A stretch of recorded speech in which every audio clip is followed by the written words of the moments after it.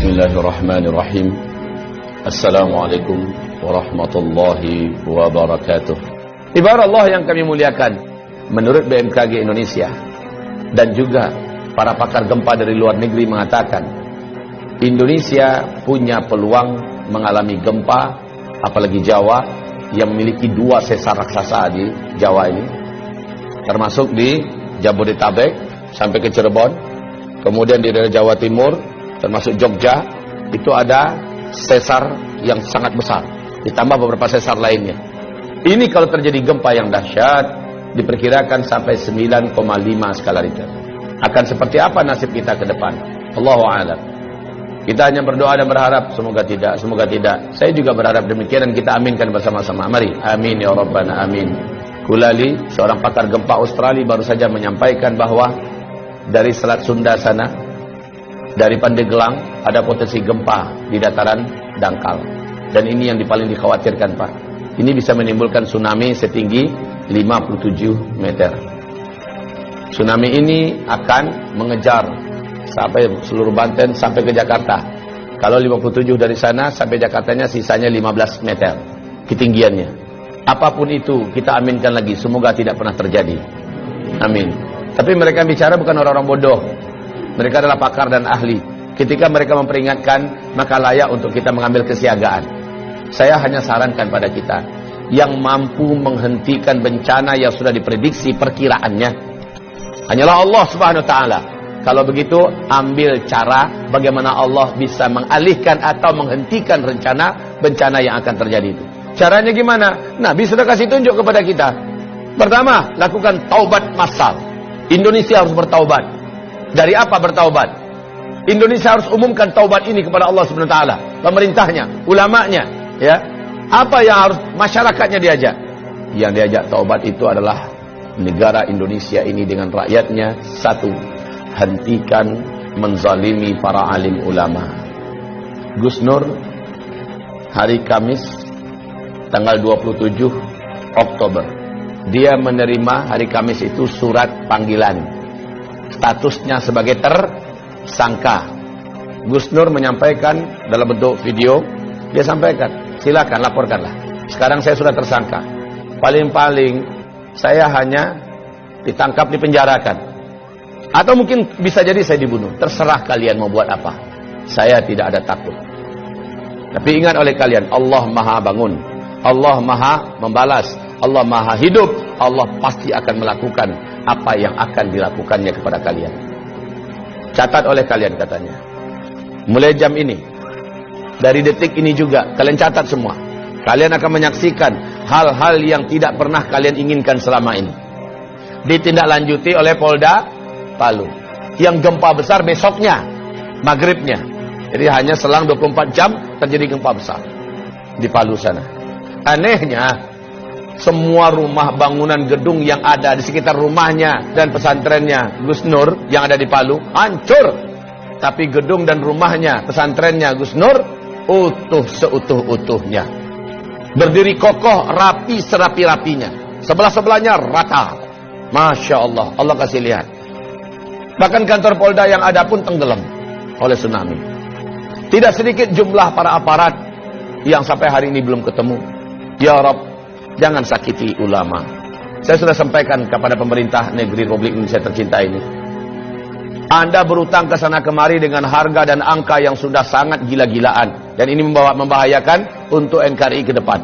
Sekarang mau Anda tambah utang berapa? Silakan tambah. Anda bangun di sana sini. Tapi dengan perilaku Anda menyakiti para alim ulama. Mereka wali-wali Allah di muka bumi ini. Mereka kekasih-kekasih Allah di muka bumi. Allah ratakan semua. Allah habisi semua yang kalian bangun.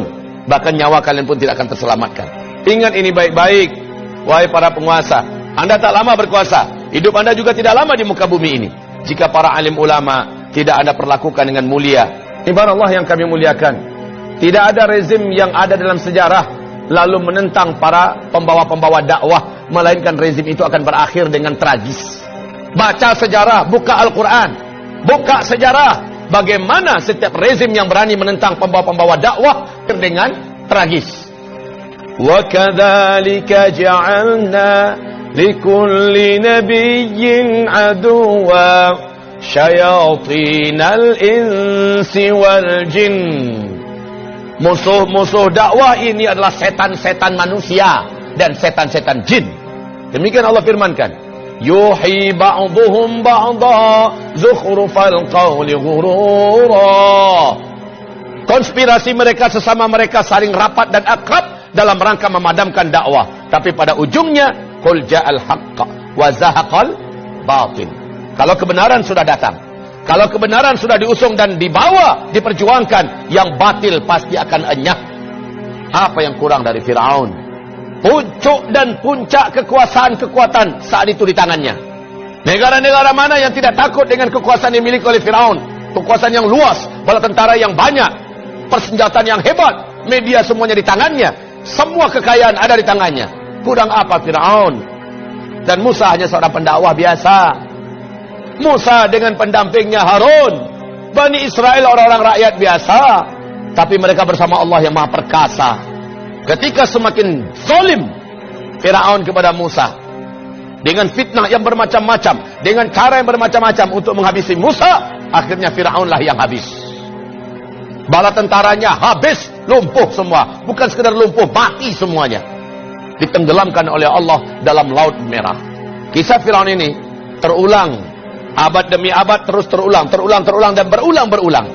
Namrus sebelumnya, Ibrahim yang disasar. Namrus habis, dihabisi bala tentaranya oleh Allah, hanya dengan tentara kecilnya berupa lalat. Namrus pun sekarat mampus. Bala tentaranya hebat-hebat, kekuasaannya yang hebat, semuanya habis oleh Allah Subhanahu wa taala ketika menyakiti wali Allah di muka bumi, yaitu Ibrahim alaihis salam, Nabiullah dan Rasulullah. Abul Anbiya Ibrahim alaihis salam. Nabi Muhammad disakiti oleh Abu Jahal, Abu Lahab.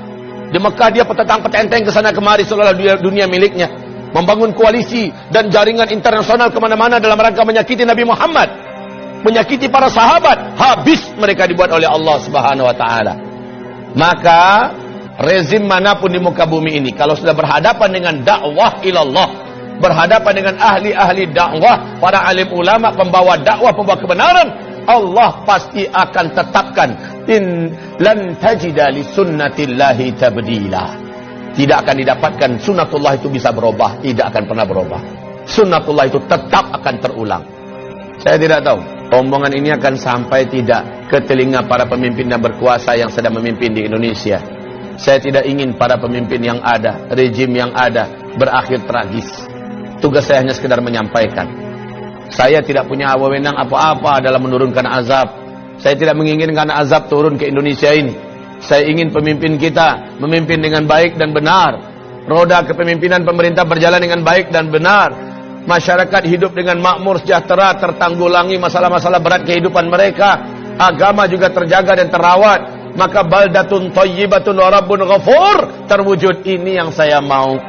Tapi ketika yang dilakukan kebalikan daripada itu, maka inilah firman Allah Subhanahu wa taala di surat Al-A'raf ayat yang ke-96.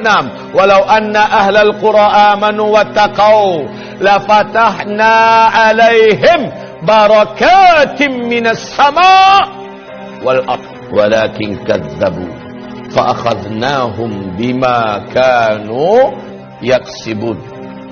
Kalaulah suatu negara, suatu bangsa, penduduknya benar imannya kepada Allah dan mereka melaksanakan perintah-perintah Allah, meninggalkan larangan-larangan Allah dan Rasulnya, la fatahna alaihim barakatim minas sama'i wal ard, pasti kami bukakan selebar-lebarnya pintu-pintu barakah dan kebaikan dari langit dan juga yang keluar dari bumi. Walakin, tetapi sayang, kadzabu, mereka mendustakan, mereka melawan dan menentang. Fa'akhadnahum bima kanu yaksibun, kami siksa mereka. Fa'akhadnahum bima kanu yaksibun. Kapan siksaan itu?